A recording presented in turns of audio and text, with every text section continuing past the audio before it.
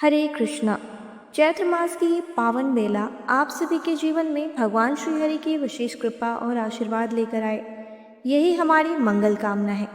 आप सभी प्रतिदिन इस चैत्र मास की कथा श्रृंखला को सुन रहे हैं, इसके लिए हम आपके बहुत बहुत आभारी हैं। ये देखकर मन अत्यंत प्रसन्न होता है, क्योंकि इससे पता चलता है कि ये प्रयास आप सभी के लिए उपयोगी सिद्ध हो रहा है। चैत्र मास को विशेष रूप से भगवान श्री रामचंद्र जी की आराधना और स्मरण का महीना माना जाता है। इस पवित्र समय में श्री राम के दिव्य जीवन और उनके आदर्शों का वर्णन करने वाली रामायण का पाठ और श्रवण अत्यंत पुण्यदायक माना गया है। इसी कारण इस बार इस कथा श्रृंखला में हम आपके लिए महर्षि वाल्मीकि द्वारा रचित पावन रामायण की कथा लेकर आए हैं। तो आइए बिना अधिक विलंब किए आज की कथा का प्रारंभ करते हैं और आगे सुनते हैं रामायण का यह अद्भुत प्रसंग।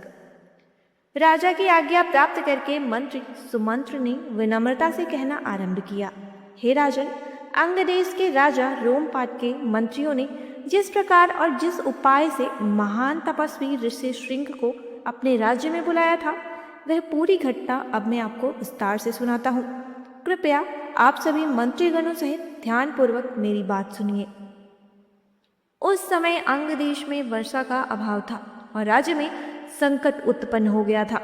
तब पुरोहित और मंत्रियों ने मिलकर राजा रोमपाद से कहा, हे महाराज, हमने एक ऐसा उपाय सोचा है जिससे इस संकट का निवारण हो सकता है और इसमें किसी प्रकार की बाधा भी नहीं आएगी। महान तपस्वी ऋषि श्रृंग वन में रहते हैं और निरंतर तप, जप तथा स्वाध्याय में लीन रहते हैं। उन्होंने अपने जीवन में न तो कभी स्त्री का दर्शन किया है और न ही सांसारिक विषयों का अनुभव किया है। यदि किसी प्रकार उन्हें नगर में लाया जाए तो उनके आगमन से देवता प्रसन्न होंगे और वर्षा अवश्य होगी। मंत्रियों ने आगे कहा, यदि सुंदर रूप से सुसज्जित स्त्रियों को वहां भेजा जाए तो वे विभिन्न उपायों से उन्हें आकर्षित कर सकती हैं और इस प्रकार उन्हें नगर में लाया जा सकता है। ये योजना सुनकर राजा रोमपाद ने इसकी अनुमति दे दी और तुरंत इसकी व्यवस्था कर दी। राजा के आदेश से नगर की कुछ सुंदर स्त्रियां वन में गईं और ऋषि श्रृंग आश्रम से थोड़ी दूरी पर ठहरकर अवसर की प्रतीक्षा करने लगी। ऋषि श्रृंग अत्यंत सरल और निष्कपट स्वभाव के थे। वे सदैव अपने पिता विभांडक मुनि के साथ आश्रम में रहते थे और तपस्या में लीन रहते थे। जन्म से लेकर उस समय तक उन्होंने कभी किसी स्त्री को नहीं देखा था और न ही संसार के अन्य लोगों से उनका संपर्क हुआ था। एक दिन संयोग से भ्रमण करते हुए वे उसी स्थान पर पहुंच गए जहां वे स्त्रियां ठहरी हुई थी। उन स्त्रियों का सुंदर वेश और मधुर गायन सुनकर वे आश्चर्यचकित हो गए। जब वे उनके समीप आए तो उन स्त्रियों ने मधुर वाणी में पूछा, हे ब्राह्मण कुमार, आप कौन हैं? इस निर्जन वन में अकेले क्यों विचरण कर रहे हैं? तब सरल हृदय ऋषि श्रृंग ने उत्तर दिया, मेरे पिता का नाम विभांडक मुनि है। मैं उनका पुत्र हूँ और मेरा नाम ऋषि श्रृंग है। हमारा आश्रम यहीं पास में है। आप सबका दर्शन मेरे लिए शुभ है। कृपया मेरे आश्रम पर पधारें। वहाँ मैं आपका विधि पूर्वक सत्कार करूँगा। ऋषि की सरलता देखकर वे स्त्रियां उनके साथ आश्रम तक चली गई। वहां पहुंचकर ऋषि श्रृंग ने उन्हें आदर पूर्वक अर्घ्य, पाद्य और वन में प्राप्त फल मूल अर्पित किए। विदा लेते समय उन स्त्रियों ने उन्हें विभिन्न प्रकार के मिष्ठान और स्वादिष्ट पदार्थ दिए। ऋषि श्रृंग ने पहले कभी ऐसे पदार्थों का स्वाद नहीं लिया था, इसलिए उन्होंने उन्हें भी वन के फलों के समान ही समझ लिया। फिर वे स्त्रियां किसी बहाने से वहां से चली गईं। उनके जाने के बाद ऋषि श्रृंग का मन बार बार उन्हीं के विचारों में उलझने लगा। दूसरे दिन वे पुनः उस स्थान पर पहुंचे जहां उन्होंने स्त्रियों को देखा था। इस बार वे स्त्रियां उन्हें अपने साथ अंग देश ले गई।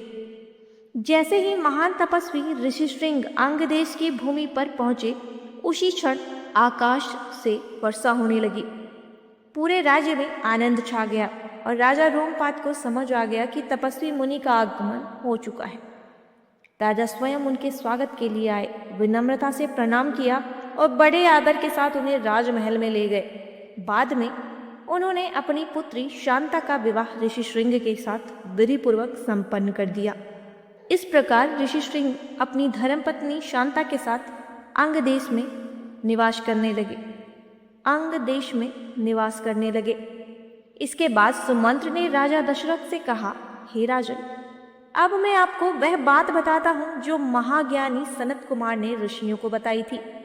उन्होंने कहा था कि इक्ष्वाकु वंश में एक महान राजा होंगे जिनका नाम दशरथ होगा। उनकी एक पुत्री शांता होगी और अंग देश के राजा रोमपाद उनके मित्र होंगे। समय आने पर राजा दशरथ संतान प्राप्ति की इच्छा से ऋषि श्रृंग को यज्ञ कराने के लिए आमंत्रित करेंगे। उनके द्वारा किए गए उस यज्ञ के प्रभाव से उन्हें दिव्य पुत्रों की प्राप्ति होगी और उनका वंश आगे बढ़ेगा। और यहाँ एक रोचक तथ्य भी बताया जाता है। कई ग्रंथों में वर्णन मिलता है कि शांता वास्तव में राजा दशरथ और माता कौशल्या की पुत्री थी। बाद में उन्हें राजा रोमपाद को दत्तक पुत्री के रूप में दे दिया गया था, इसलिए वे जन्म से दशरथ की पुत्री और पालन से रोमपाद की कन्या मानी गईं। इस प्रकार सुमंत्र ने पूरी घटना सुनाकर राजा दशरथ से कहा कि वे स्वयं अंग देश जाकर ऋषि श्रृंग को आदरपूर्वक अयोध्या लेकर आए। सुमंत्र की बात सुनकर राजा दशरथ अत्यंत प्रसन्न हुए।